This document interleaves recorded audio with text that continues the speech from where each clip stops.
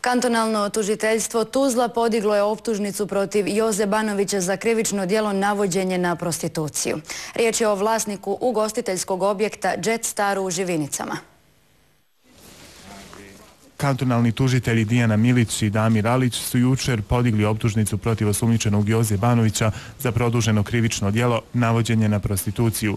Osumnjičeni Jozo Banović nalazi se u pritvoru po rješenju Kantonalnog suda Tuzla od 9.12.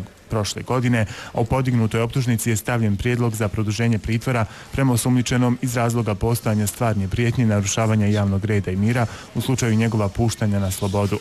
Znači, mi smo jučer podigli optužnicu protiv Joze Banovića zbog krivičnog djela navođenja na prostituciju, produženog krivičnog djela, a iz člana 210 stav 4 zakona o krivičnog zakona Bosne i Federacije Bosne i Hercegovine. Prema osumnjičenom Banoviću je stavljen prijedlog za produženje pritvora i mi očekujemo da će u roku od 8 dana kantonalni sud potvrditi ili odbaciti, odnosno ne potvrditi optužnicu, nakon čega će uslijediti suđenje. Među djevojkama koje su se bavile prostitucijom bile su i dvije malodobnice. Banović se dovodi u svezu i sa seks aferom na Tuzlanskom odjeljenju Pravnog fakulteta u Sarajevu, jer su navodno upravo u njegovu objektu studentice pružale seksualne usluge profesorima.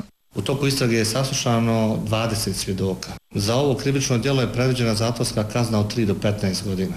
Optužnica je proslijeđena Kantonalnom sudu Tuzla na potvrđivanje, nakon čega će, ukoliko ista bude potvrđena, javnosti biti priopćeno više detalja o samom predmetu.